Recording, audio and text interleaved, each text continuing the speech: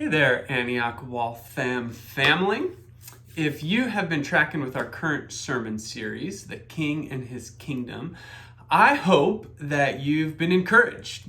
I hope that it's been helping you in some way with your day-to-day walk with Jesus. I know that it has been in my life. I've been enjoying and I think benefiting from spending the most time that I ever have in my life, probably, in the Sermon on the Mount, praying over it, thinking about it, having conversations with people about it, and studying it as well. Because if you remember the message I began at least the Sermon on the Mount with, I still have a lot of those questions where I'm raising my hand and going, Jesus, what exactly do you mean when you say this? But I'm enjoying this process of trying to know Jesus better and understand what he has for me and for us as a church community in this season, as we know him more as our King and what it looks like to live in his kingdom. I wanted to share one of the things I've been learning and thinking about. I've been struck by the way Jesus often refers to God as our Father, who, though unseen, sees us. He says it multiple times in different places that God is a good Father, and though we can't see him with our eyes, he sees us. He knows us, and he's actively caring for us. He's actively caring for his creation. And it actually strikes me that this reality is key, is central to what Jesus is trying to communicate in this great sermon, Matthew 5, 6, and 7. It seems that the awareness, living in the awareness and the reality that we are seen, loved, known, and cared for by a God who has our best interests in mind, that this is key to the true life of blessing. To a true life as a disciple is living out in that awareness. There's two different times too, at least that stuck out to me recently, where Jesus says, he kind of says, hey, there's a way that the pagans live, and I think Jesus is referring to just kind of those who don't know God as their Father and don't have a close relationship with him. So one of those is in Matthew 6.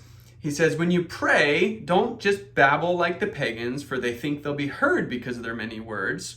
You don't need to be like them.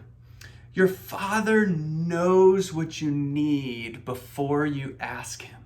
So then Jesus describes what it's like to relate to God and to ask him for those needs, to enter into that relationship. What's it like to live when we know that there's a God who sees our every need and knows them? And then a few verses later, he says, as he's talking about worrying about what we eat, what we drink, what we wear, he says, for the pagans run after these things, and your heavenly Father knows that you need them. So seek first my kingdom, his righteousness, and it goes on. But the point I'm just trying to make is there's this significance of being seen and being known by God. And a God who's a good Father to us and is actively caring and working to provide for us.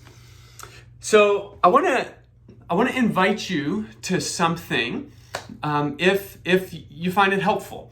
And it is a video that we're making available from a teaching that I did this past fall with the Antioch Discipleship School. Each year, I do a training early on in the discipleship school about how to increase our intimacy with God and hear his voice better. And so we actually videoed it. It was on Zoom. We did it over Zoom, and we recorded the teaching from this last year. And so we want to make this available to you in the midst of this King and His Kingdom series, because at the core of what I'm trying to explain and give some practicals to is what I'm talking about. It's being seen and known and cared for actively by God. It's not just, it's one thing to believe it kind of in this area, to believe God sees me. That's not bad to walk around and believe that God sees me, especially if it's just kind of a theological truth. But what's really significant, what I believe our hearts really need, is to experience being seen by God. One of the ways over the years that I've experienced being seen and known by God in ways that have been really healing and transformative for me is in a journal where I'm trying to dialogue and connect and relate to God.